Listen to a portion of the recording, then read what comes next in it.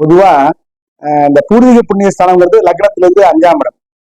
அந்த 5ஆம் இடத்துல ராகு, கேது, சனி, சூரியன் இந்த மாதிரி கிரகங்கள் சம்பந்தப்பட்டிருந்தாலோ, இல்ல 5ஆம் அதிபதி கெட்டு போயிருந்தாலோ, அது பூர்வீக புண்ணிய ஸ்தானம் கெட்டு போயிட்டு தான் இருக்கும். பூர்வீக புண்ணிய ஸ்தானம் கெட்டு போயிடுச்சுன்னா அது அந்த தோஷங்கள்லாம் எப்படி ஏற்படும் அப்படின்னா, நம்ம முன்னோர்களுடைய சாபம், பித்ரு சாபம்னு பேரு. அது பித்ரு சாபம்னா என்ன அப்படின்னா, நம்ம அப்பாவோ நம்ம தாத்தாவோ யாராவது இறந்து போனவங்களாக இருந்தால் அவங்களுக்கு கர்மா சரியானபடி கர்மா செய்யாம இருந்தாலோ, வருடா வருடம் பிரத்யாப்தீக சிரார்த்தம்னு சொல்லக்கூடிய வருஷா வருஷ சிரார்த்தங்கள் செய்யாம இருந்தாலோ, அமாவாசை தர்ப்பணம் செய்யாம இருந்தாலோ, அல்லது தர்ப்பணம் செய்ய முடியாதவர்கள் அட்லீஸ்ட் விரதமாவது அமாவாசை அன்னைக்கு இருக்கணும். அப்படி விரதம் இருக்காமல் இருந்தாலோ இது போன்ற தோஷங்கள் ஏற்படும். இதுக்கு பூர்வீக புண்ணிய ஸ்தானம்னு பேரு. அதுக்கு என்ன பிராயச்சித்தம், என்ன பரிகாரம் அப்படின்னா, கடைசி தலைமுறை போய் அந்த பரிகாரத்தை பண்ணணும். இப்போ உதாரணமா, இப்போ ஜாதகருக்கு 5ஆம் இடத்துல தோஷம் இருக்கு வச்சுக்கோங்க, அவங்களுடைய அப்பா உயிரோட இருக்கார் அப்படின்னா அவங்க அப்பா இந்த பரிகாரத்தை பண்ணணும்.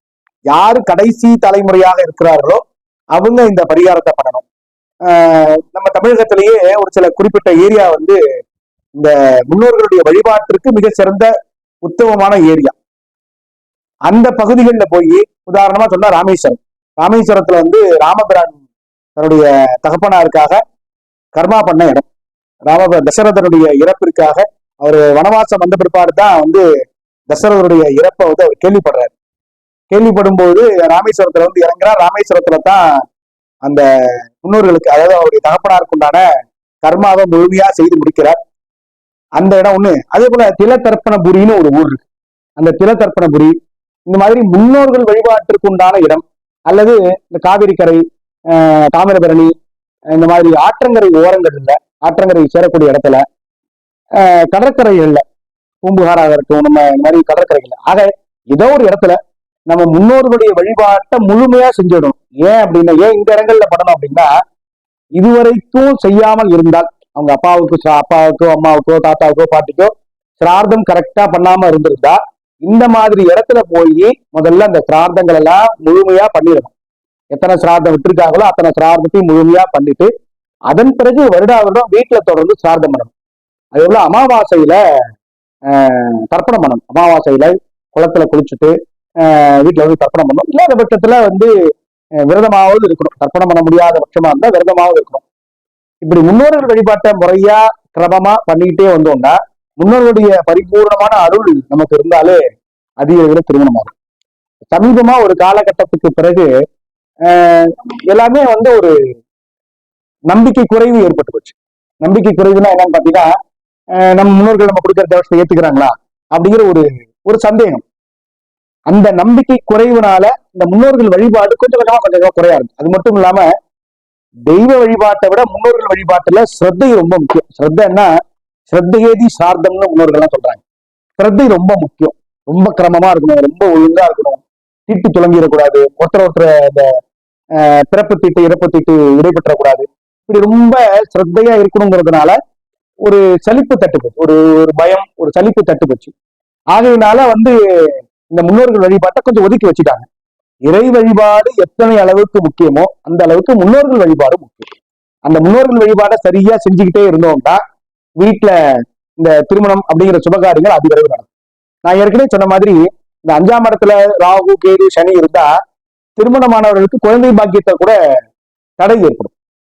அதுக்கு புத்திரதோஷம்னு பேரு. புத்திரதோஷம் இருந்தால் குழந்தை பிறப்புல ரொம்ப தாமதம் இருக்கும். பொதுவாகவே இந்த முன்னோர்கள் வழிபாடு சரியா செய்யாமல் போனா வீட்டுல சுபகாரியங்கள் தள்ளி போகும், கல்யாணம் சீக்கிரம் நடக்காது, கல்யாணம் ஆனவங்களுக்கு குழந்தை பாக்கியம் இருக்காது, கணவன் மனைவிக்குள்ள ஒற்றுமை குறைவு ஏற்படும். இந்த மாதிரி சிறு சிறு சங்கடங்கள்லாம் குடும்பத்தில் ஏற்பட்டுட்டே இருக்கும்.